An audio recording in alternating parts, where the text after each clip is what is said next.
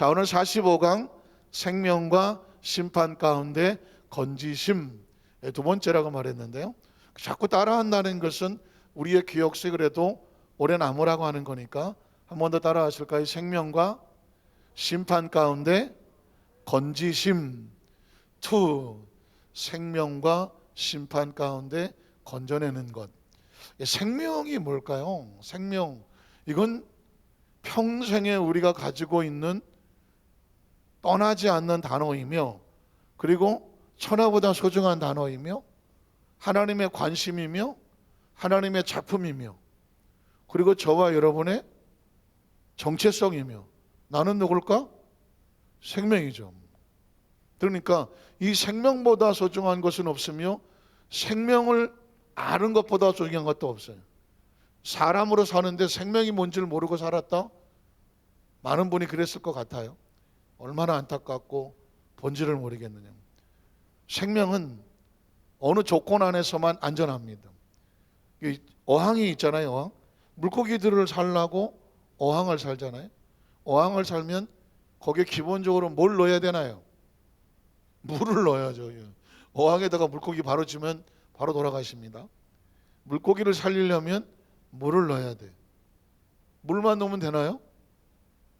이 수돗물로는 안 되니까 물을 좀 오래 놔뒀다가 하고 온도도 좀 맞춰줘야 되고, 그리고 거기에 이제 오염되고 뭐 이런 것이 있으니까 정화기 같은 것도 넣고, 기포가 발생을 하고 산소 발생기도 집어넣고 뭐 수초도 집어넣고, 그리고 거기다가 이제 뭘 주면 될까요?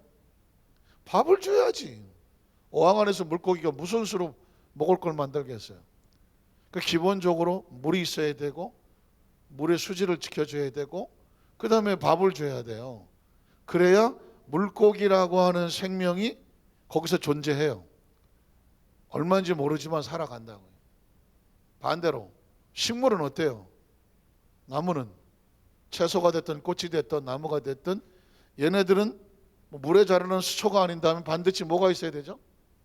흙이 있어야 돼요. 식물은, 물고기는 물이 생명의 베이스멘트 기초라면 식물은 흙이 있어야 돼. 씨앗은 반드시 흙에다가 심어야 돼요. 그 다음에 끝인가요? 아니죠. 얘네들도 온도 조절이 필요해. 한겨울에 흙에다 심어놓고 베란다 내놓으면 바로 돌아가시죠. 절대로 만나지 못해요. 얘네들도 온도 조절이 필요하고, 거기 또 뭘 줘야 되나요? 물을 줘야지. 물을 줘야 돼요.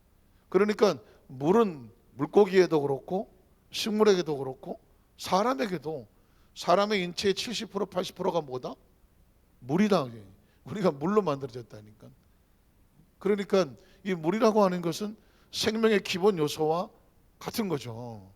그러니까 조금만 생각을 해보면 물고기가 살아가는데, 아니면 물고기 말고 육고기 포유류가 살아가는데, 하늘의 공중에 나는 새가 살아가는데, 그리고 식물이 살아가는데, 그리고 인간이 살아가는 데는 기본 조건이라는 게 있어. 기본 조건.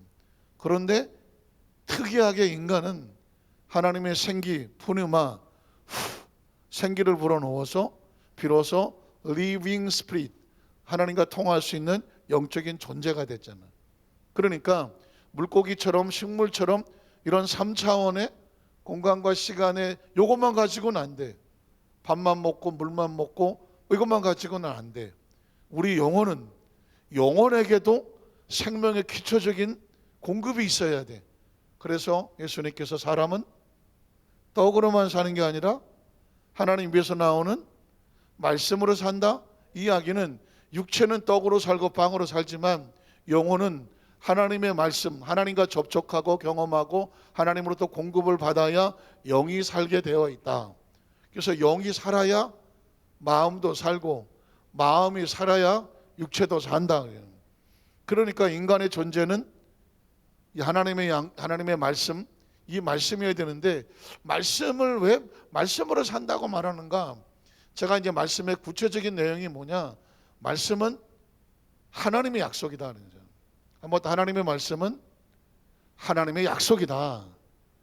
그러니까 영혼은 뭘 믿고 사느냐면 하나님의 약속을 믿고 사는 거죠.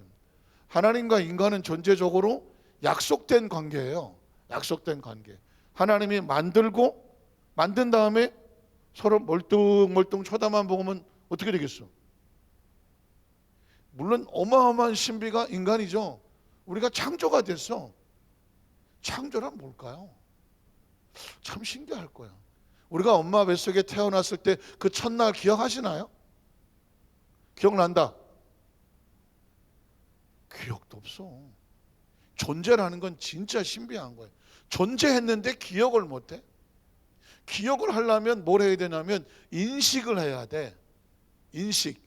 인식을 하는데 시간이 걸리고 감각이 성장을 해야 되고, 어디서 인식을 하면서 내가 나라는 어떤 동물적 인식, 육체적 인식, 나아가서 사고적, 이성적 인식, 이런 인식이 필요한데 하나님이란 존재를 어떻게 인식하느냐?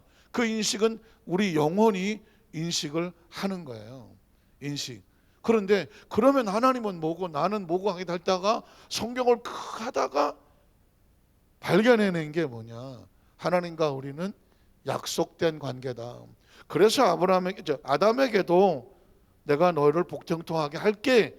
이게 그냥 하나님이 하시는 말씀이지만 하나님은 아담에게 그런 프로그램을 집어넣은 거거든. 약속을 한 거거든. 그래서 에덴 동산에 가니까는 약속을 하잖아요. 내가 평생 네 영생을 보장해 주는 건 선악을 판단하는 걸 누구한테 맡길게? 맡길 때 하나님한테 맡길 때요. 선악은 누가 판단한다? 하나님 판단합니다. 선악은 인간에게 판단해 보시죠. 지금 각자 자기가 다 옳다. 인간은 인간께 그래서 지금 뭐 싸우고 다투고 뭐 어쩌고 저쩌고 하는 건 다 인간은 선악을 판단할 능력이 없어요. 다 아전인수야. 자기 논에다가 물대기야. 내가 하면 로맨스고 뭐 남이 하면 불린 뭐 그런 거예요. 인간은 어쩔 수 없어. 그게 그냥 거기까지야 인간은. 그러니까 그렇게 살면 망해. 그래서 하나님의 말씀으로 살아간다. 말씀이 뭐냐? 약속이죠. 명령은 약속이에요. 그래서 에덴 동산 이후로부터 인간은 하나님의 약속을 지키면 살고 그 약속을 놓치면 죽게 돼 있어. 그게 지금까지 흐르고 있는 인류 역사야.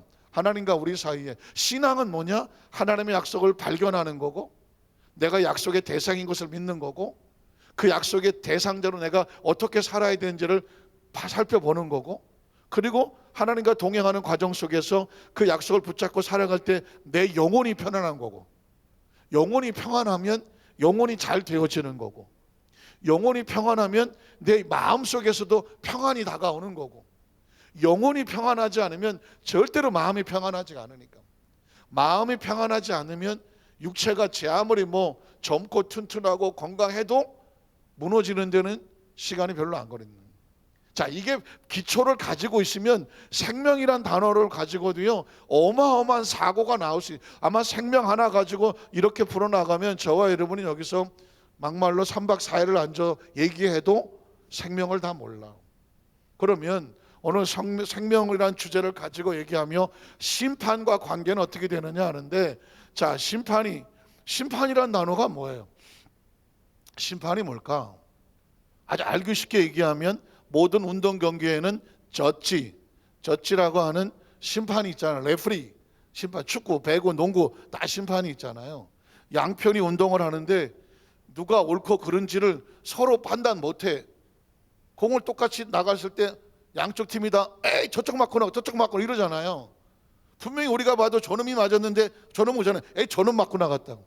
그건 그 사람이 잘못해서가 아니라 그 순간에 자기 생각에는 상대편이 맞고 나간 것 같아. 인간이 그래 가지고 있는 기능이. 그럼 그 순간에 심판이 삐 불어서 이쪽 맞고 나갔다. 이걸 누가 판단해 줘야 돼? 심판이 판단하는 거죠. 요즘은 심판도 또 인간이라서 눈에 한계가 있으니까 네모나게 얘기하잖아요. VR 비디오로 리플레이 해갖고 다시 확인해.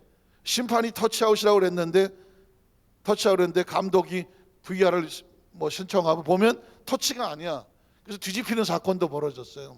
그러니까 저는 이 심판이 얼마나 중요한지 아는데, 심판의 목적은 뭐냐? 옳고 그름, 잘하고 잘못함, 이걸 판단하는 사람을 심판이라고 해요. 그러면 심판의 목적은 뭐냐? 옳고 그른 것을 판단을 하는 것인데, 옳고 그른 판단하는 것인데, 옳은 사람에게는 구원이 되고 옳지 않은 사람에게는 뭐가 될까요? 벌이라고, 페널티라고 말하는 벌이라고 할까, 형벌이라고 할까, 거기에 대한 대가가 다가오는 거죠.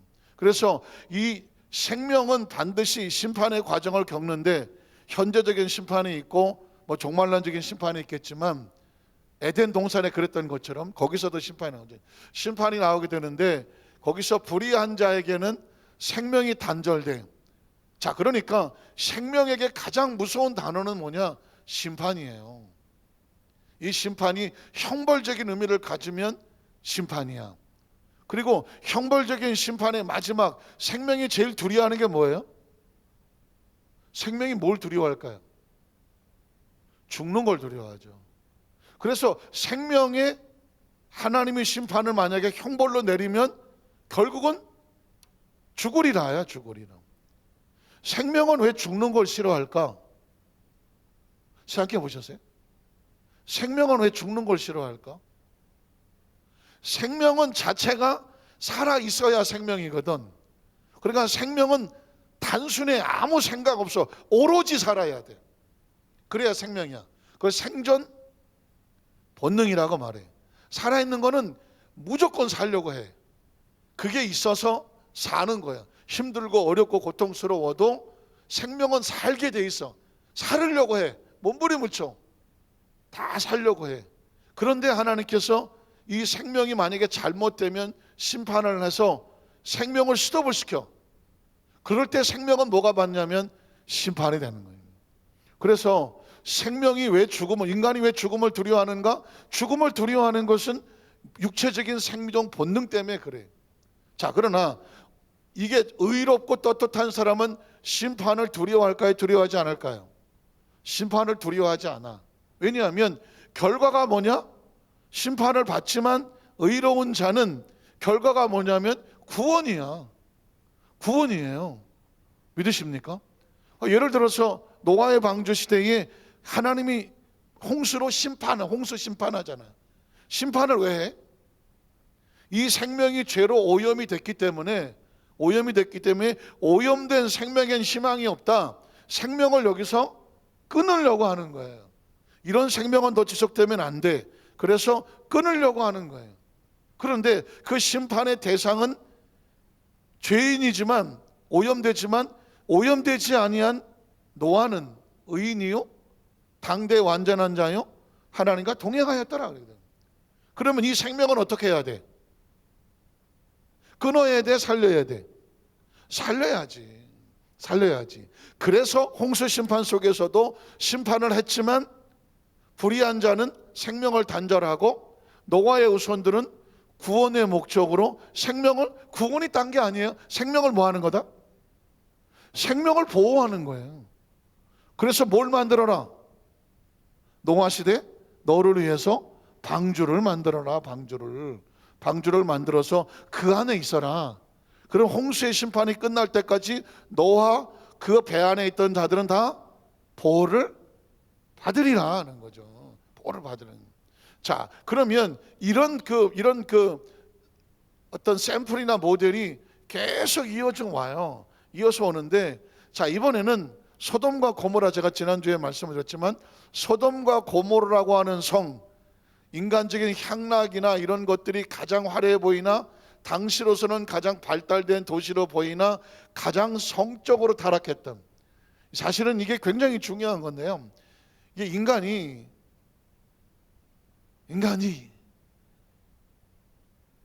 배고프고 고통스럽고 힘들고 어렵고 하면 다른 생각이 없어. 그냥 열심히 일해서 내가 살아야 되겠다. 가난하고 힘들 때는 이 마누라하고 이 남편하고 애들하고 다 같이 먹고 살아야 되겠다. 연탄을 앞에서 끌고 뒤에서 밀고 온몸에 얼굴이 시커멓게 돼도 연탄 배달해 가면서 그렇게 사고 끝나고 얼굴 시커멓게 해도 저녁에 오뎅 국물하고 풀빵 사 먹어 가면서도 행복하게 웃어. 어느 집안 얘기를 제가 하는 거예요. 그런데 연탄 공장을 해서 열심히 돈을 벌었어. 열심히 돈을 벌었는데 이제는 돈을 많이 벌어갖고 연탄 공장을 차리게 됐어. 공장을 차려서 이제는 연탄 리아카 안 끌어도 돼. 이제는 사장님이고 사모님이 됐어. 비서들도 있고 뭐 이런 사람도 많아. 굳이 나가서 그렇게 뭐 얼굴에 땡스껌대기 안 붙여도 이제 돈도 많이 벌었어. 먹고 사는데 편하고 별로 그렇게 뭐 어려움이 없어. 근데 이 가정에 웃음이 없어. 왜 그랬을까요? 이 남편이 어느 템인가 보니까 이 새끼가 이상해. 이게 이상해. 부인 얘기야, 부인 얘기. 그래서 저 새끼가 이상한데 막 찾아봤더니 그 사무실에 있는 여자 직원하고 이놈의 새끼가 그냥 그래갖고는 일이 벌어졌어. 그때 이 부인이 땅을 치면서 차라리 연탄 리아카 끌면서 같이 고생을 하더라도 우리 식구가 단란하면서 오뎅에다가 덴뿌라 찍어서 덴뿌라 하시는 풀빵에 그 잉어 풀빵에다가 먹으면서 애들하고 그 식은 거라도 먹으면서 단란하게 한 방에서 이불 하나 뒤집어 쓰고 잤던 그때가 행복했다라는 얘기는 참 가슴 아프고 눈물 나는 이야기인데, 사람이 이상하게 등 따시고 배부르면 행복할로 끝나야 되는데 그 다음부터 상태가 이상하게 뭐 딴 거 없나 하다가 눈을 돌리기 시작하는 거예요. 소돔과 고모라가 원래부터 그랬겠어요? 이게 그냥 좀 더 자극적인 건 없나? 좀 더 뭔가 좀 이렇게 좀 쾌락적인 건 없나? 뭘 하면 조금 더 이 오감을 건드리고 만족을 시켜갖고 어떻게 좀 내가 좀 어떻게 하는 건 없을까 하고 뒤지고 찾다 하다 못해 그냥 가장 성적으로 타락하고 그런 동네가 돼서 이 소돔이라는 영어 단어가 동성연애한다는 소돔이, 지난주에 제가 여러분 지난주 강의는 굉장히 중요하고 굉장히 어렵고 조심스럽고 웬만하면 강단에서 설교하기 어려운 얘기를 했고, 지금 대한민국의 그 모든 기독교가 정부 방침이 됐든 아니면 어떤 입법이 됐든지 간에 첨예하게 부딪히고 있는 이 성적 차별법에 대해서 예민하게 붙어 있거든요. 지금 과연 기독교가 이 문제를 어떻게 할 것이냐. 제가 말씀을 동성 연애가 아니다. 연애는 나쁜 게 아니다. 사랑도 나쁜 게 아니다. 동성 연애, 동성 사랑 이렇게 쓰면 안 된다. 그 사람들이 하는 거는 동성 연애가 아니라 동성끼리 섹슈얼 릴레이션, 성적 관계를 갖는 행위가 나쁘다, 그렇게 얘기하는 거죠. 그거를 기독교적인 관점에서 우리가 이해하고 용납하고 법적으로 보장하는 것에 대해서 우리가 반대한다는 거지. 우정이나 사랑이나 어떤 좋은 관계의 릴레이션십을 하는 것을 가지고 싸잡아서 얘기하는 것은 아니다.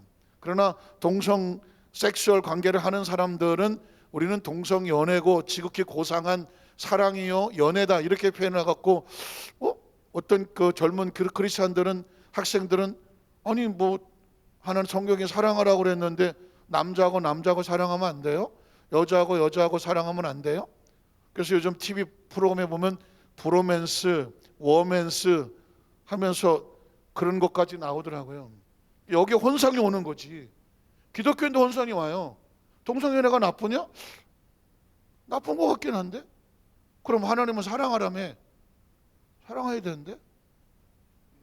뭐가 잘못됐다고요? 용어가 잘못됐잖아요. 용어. 사랑이 아닌 그런 어떤 지극히 어떤 쾌락적인 어떤 성적의 타락 단계에 가는 그런 행위로 인해서 벌어지는 2차, 3차 피해, 이런 것들에 대해서 기독교에서 그건 아니다라고 얘기를 하는 거다. 그런 것도 우리 성도 좀 알고 계시면 좋겠고요. 어쨌거나 그래서 고모라 심판이 되어지고, 그런데 아까도 말씀드렸지만 노아 시대 홍수 심판이 있어도 의로운 자의 생명은 하나님이 보호시켜야 되잖아. 그래서 롯의 가정이 피신이 되어지는데, 창세 19장 15, 16절 한번 읽어만 볼게요. 이런 상황이 있었어요. 자, 그 사람들이 요셉에게 이르되 이 외에 내게 속한 자, 여기서 설명을 해버릴게요.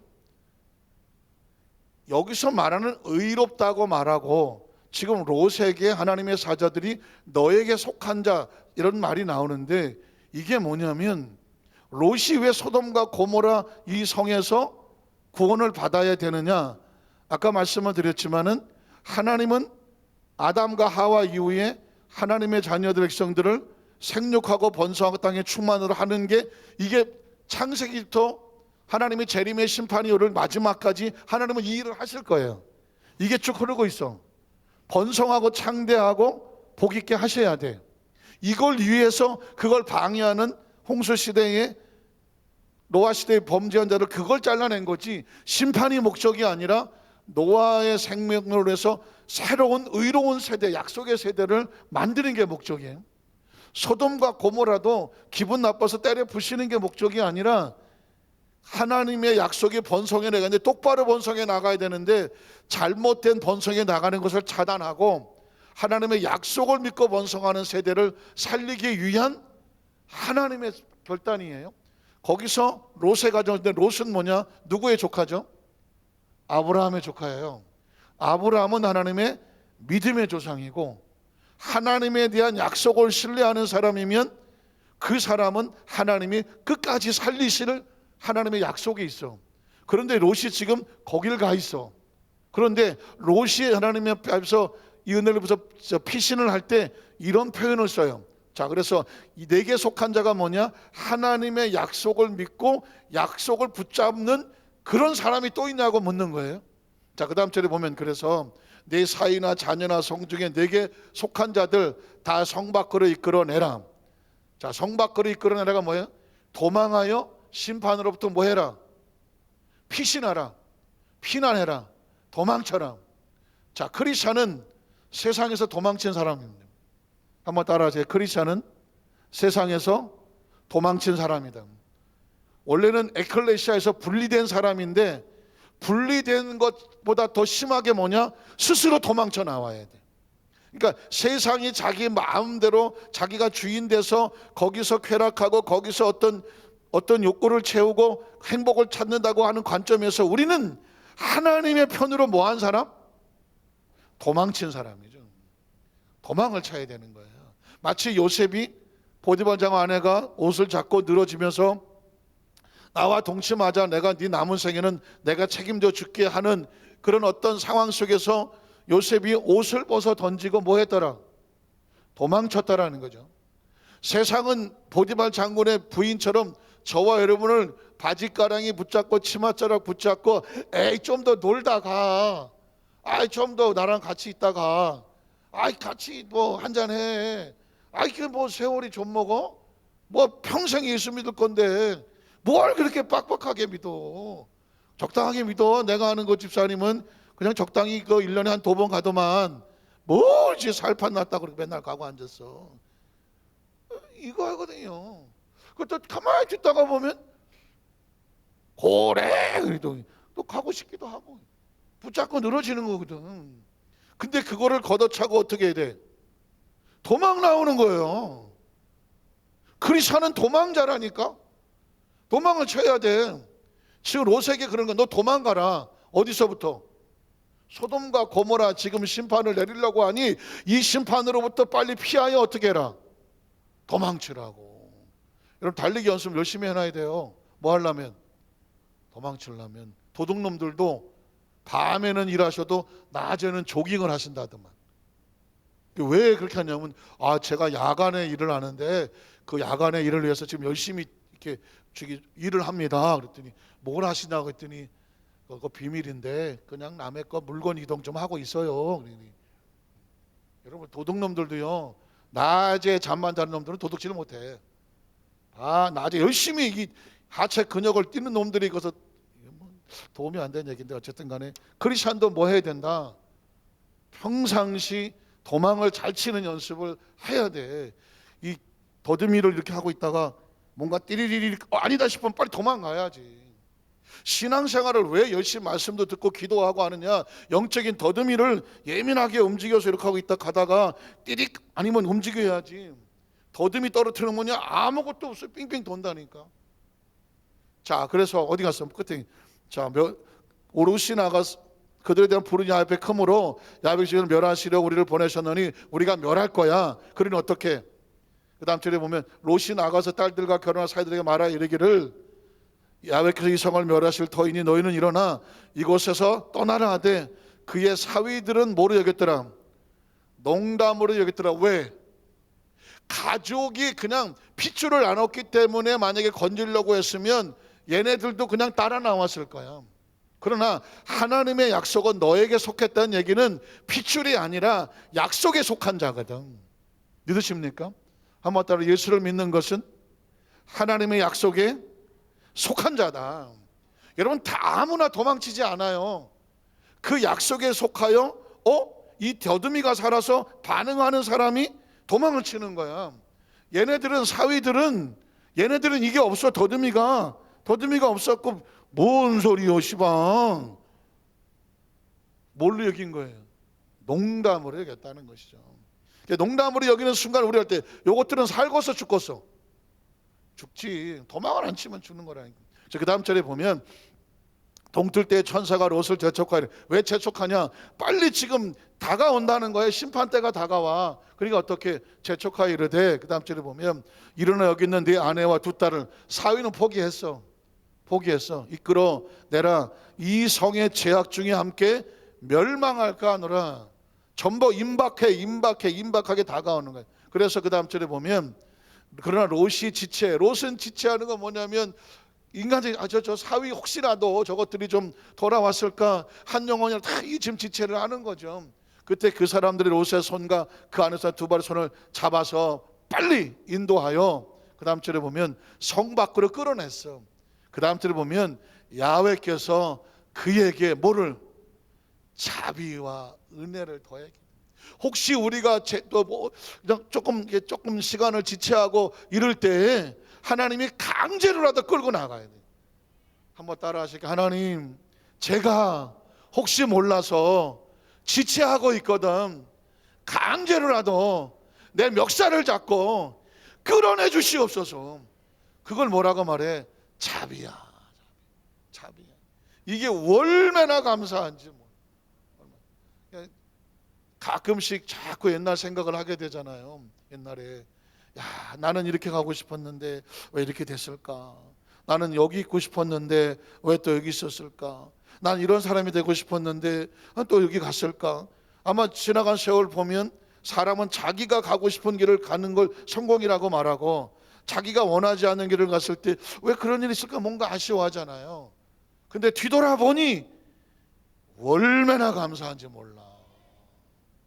끌어온 거야. 이리와 시냐. 끌어와. 이리와.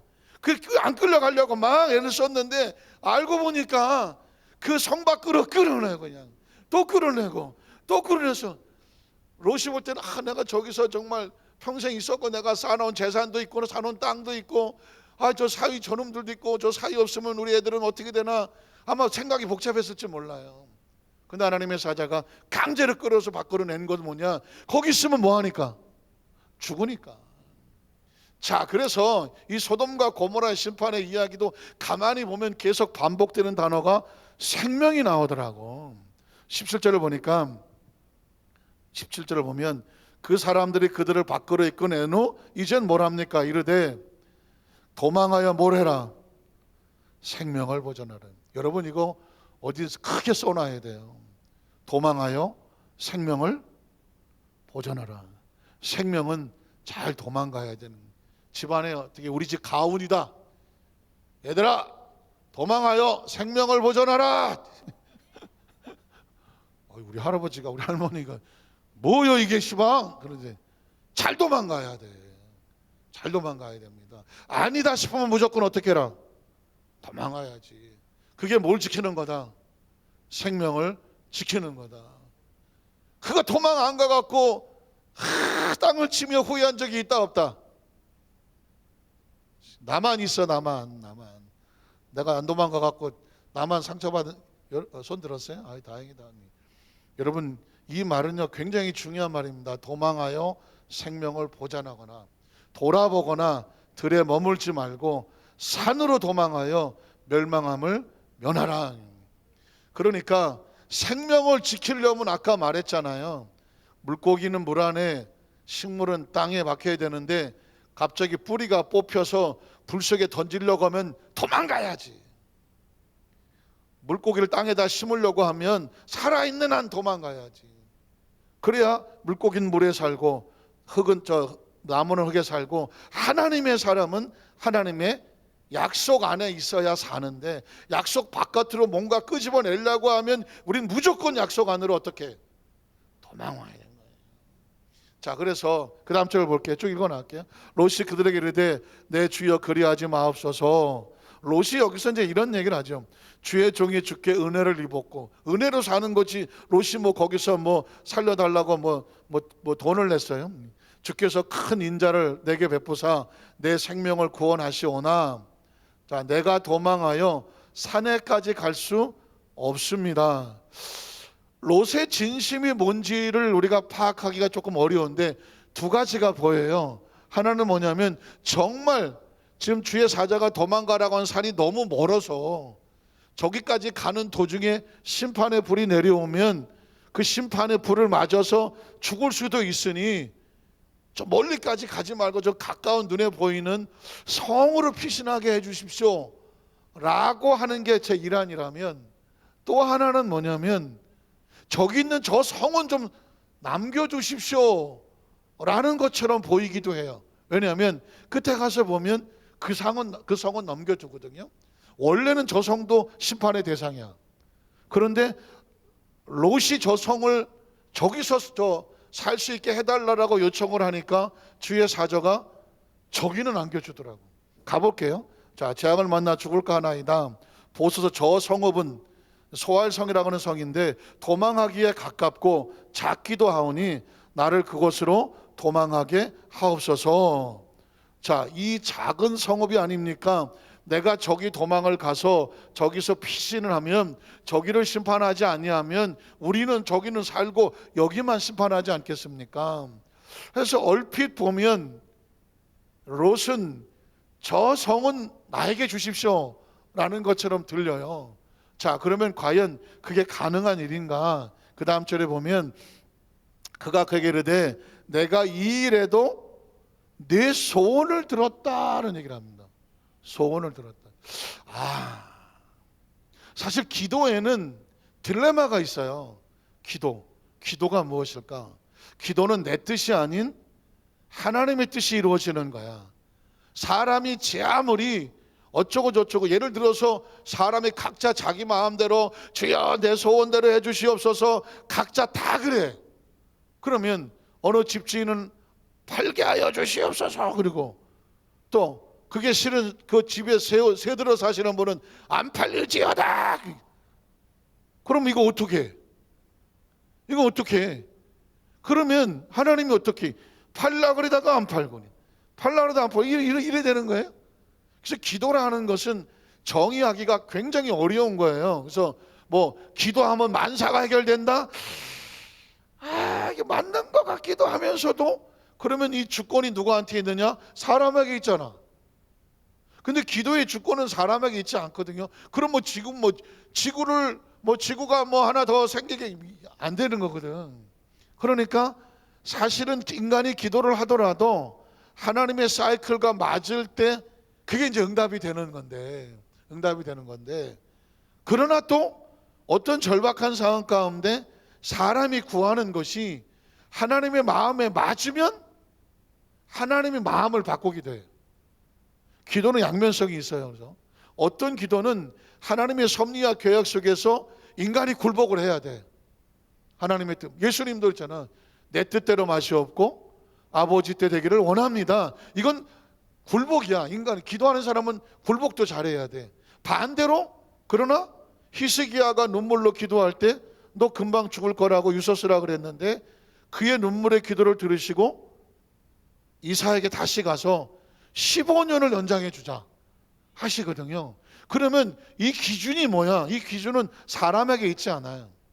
이건 하나님의 계획 속에서 하나님의 선택하실 때에 그 목적과 이유가 정당하면 하나님이 그 마음을 바꾸시기도 하더라. 그래서 인간이 하는 기도 가운데 구하고 찾고 문을 두드려라. 그럼 하나님은 좋은 걸 주시는데 하나님의 방법이 옳으면 이걸 주실 것이고 나한테는 서운해 보여도, 그러나 하나님 볼 때 이 소원하는 마음의 것을 기억하셔서 이게 더 좋아 보인다고 하면 이거 하나님이 판단을 잘못했다는 것이 아니라 그의 소원이 감동이 되시면 그의 기도를 방법을 바꾸시기도 하더라. 왜 그러시는지는 나중에 가서 직접 물어보시는, 성경에 이제 그렇게 나오고 그 성읍을 멸하지 아니하리니 소원을 들어주시는 거죠. 그 다음 절에 보면 그리로 또 속히 뭐해라? 도망해라. 내가 거기 이르기까지는 내가 아무 일도 행할 수 없다. 정말 중요한 건 심판의 목적은 이 소돔과 고모라를 멸하는 게 목적이나 롯의 가정, 하나님의 약속에 속한 자들은 상처를 입히면 안 돼. 그러니까 구원이 먼저 목적이야. 구원이 목적이고 그 다음에 심판이야. 심판을 하다가 거기에 얻어 걸려서 애매하게 억울하게 죽는 자는 없어야 돼. 이게 하나님의 목적이에요. 그래서 롯이 완전하게 피신이 돼야 내가 그 다음에 심판을 할 수 있다. 그 이야기를 그렇게 말해요. 내가 아무 일 행할 수 없노라 하였더라. 자, 그 다음 절에 보면 그러므로 그 성의 이름을 뭐라고 불렀더라? 소알이라고 불렀더라.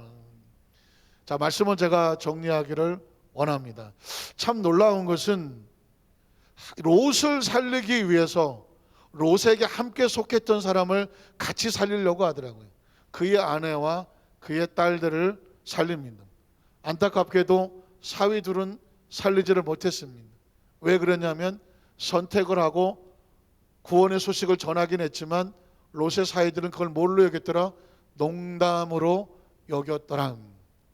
오늘 이 시대 속에서 이 말씀이 크리스찬들에게 어떻게 적용이 되느냐? 어떻게 적용이 되느냐?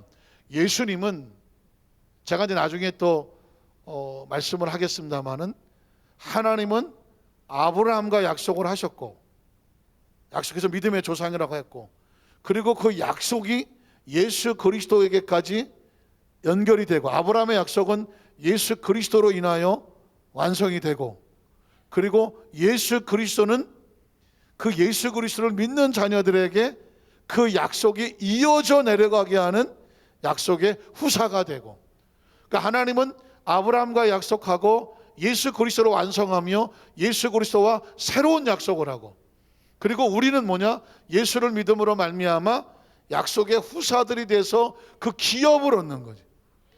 아브라함의 자손들은 그의 조상이 아브라함이기 때문에 그 자손들은 아브라함의 약속대로 기업을 얻었어. 가나안 땅도 기업이고, 앞으로 나주면 그 왕국도 기업이고, 그 나라가 잘 되는 것도 기업이야. 그리고 이제 영적인 믿음의 조상은 예수님이잖아요. 이제 우리에게 믿음의 주는 예수님이잖아요. 이제는 예수 그리스도를 믿으면, 예수 그들은 뭐가 되냐면 영적인 아브라함의 자손이 돼요. 갈라디아서는 말이 나오는데, 예수를 믿으면 우리는 영적인 아브라함의 자손이 돼서 아브라함에게 약속했던 축복이 이제는 우리에게 연결이 되고 계약서가 우리한테 넘어온 거죠. 믿으십니까? 그래서 예수의 이름을 가지면 예수님의 약속의 보증으로 인하여 이제 다음에 2022년도에 양옆에 붙을 거예요. 내가 너를 반드시 심히 크게 번성하게 하리라. 이게 약속이야. 그러면 우리는 저 옆에다가 어떻게 할 거냐면 성도의 믿음의 고백이야. 나는 하나님의 약속대로, 언약대로 반드시 번성하게 될 것을 믿습니다. 약속을 하면 우리는 믿습니다가 도장을 찍어야지. 그래서 그렇게 성경에 왜 믿음대로 될지어다, 내 믿음이 어디 있느냐, 믿음이 지극히 적은 자요 믿음을 보시고 할 수 있거든요. 무슨 말이냐, 믿는 자에게 능치 못해. 왜 이렇게 믿음에다가 사정하고 목숨을 걸고 믿음 하시나 그랬더니, 아무리 계약서를 써놔도 이렇게 좋은 조건이 아니더라도 이 상대방의 쌍방에 뭘 해야 돼? 도장을 찍어야지. 이 계약서가 효력이 있고 이 계약서대로 내가 믿습니다라고 거기다가 도장을 찍는 거야. 그게 뭐냐? 신앙의 고백이라고 하는 거예요. 그래서 우리가 예배 드릴 때마다 사도신경 신앙 고백을 하잖아요. 그 도장을 찍어 놓으면 이제 그 계약의 주체는 하나님이니까 하나님께서 네가 나를 믿음으로, 네가 내 말을 믿으면 하나님의 영광을 보리라. 내 믿음이 크도다. 내 믿음이 너를 구원하였느니라. 내가 병에서 놓여 건강할지어다. 내가 백부장이 말한 대로 가라. 내 믿은 대로 될지어다. 약속을 갔으니 그래서 믿음이 나오는 거죠. 하여튼간에 이제 말씀을 정리하면서 저는 우리 어디서 만살교회 성도들에게 성경을 무조건 믿어라고는 죽어도 안 해요. 그냥 하나님의 말씀을 할 수만 쓰면은 아주 잘게 잘라나갖고 근거와 확신이 이게 있어서 여러분들이 예수를 믿고 어디 가서 신앙생활할 때 도대체 무엇을 믿느냐, 무엇에 대한 확신이 있느냐, 그럼 어떻게 될 것이냐에 대해서 확신을 갖고 신앙생활하는, 확신을 가지고 혹시 예수를 믿고 신앙생활까지 달려오는 가운데도 여러 가지 세상 일로 인하여 아프고 힘들고 지치고 억울하고 서운하고 섭섭하고 막 두렵고 떨리고 있을 수 있어요.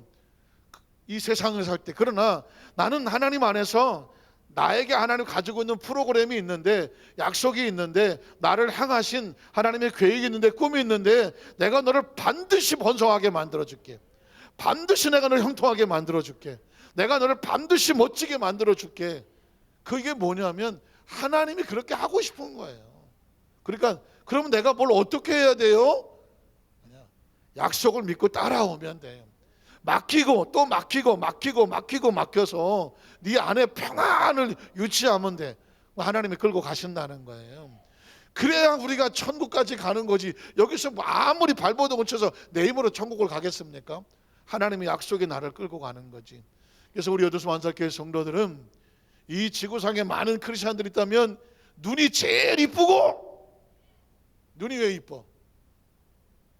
반짝반짝하니까. 여러분 정말 은혜 받은 사람은 진짜 이뻐요. 여러분이, 난 여기도 우리 여도수 만살교회 성도들이 지구상에서 제일 이뻐야 된다고 생각해요. 일단 눈부터 예쁘자고. 눈이 반짝반짝해야 돼. 그리고 얼굴이 그냥 은혜가 있어서 부들부들하잖아. 마음이 따뜻하잖아. 손과 발이 부드럽고 그 사람 만나면 편안하고. 그러면요 생긴 게 문제가 아니라니까. 그냥 끌려가. 그냥 끌려가요. 왜? 그 은혜가 넘쳐나면 그 은혜가 사람에게 평안을 주지, 소망을 주지, 그 사람과 같이 있고 싶지, 그 사람에 가서 말하는 거 들으면 은혜가 되고 내 힘이 살고 용기가 되는 거죠. 우리 여도수 만살교회 성도들에게 이제 이후로는 예수를 믿었으면 광야길을 간다면 그가 인도하시고 안고 가시고 품고 가시니까 염려 내려놓는 훈련, 걱정 내려놓는 훈련, 근심 내려놓는 훈련, 이왕 예수 믿었는데 맡겨놓고 가보자고요. 이제까지도 그렇게 살아왔는데 어쨌든 우리 성도들 가운데 그런 은혜와 간증이 계속 쏟아져 나오시기를 주님의 이름으로 축원합니다. 우리 찬양 한 곡을 드릴까요?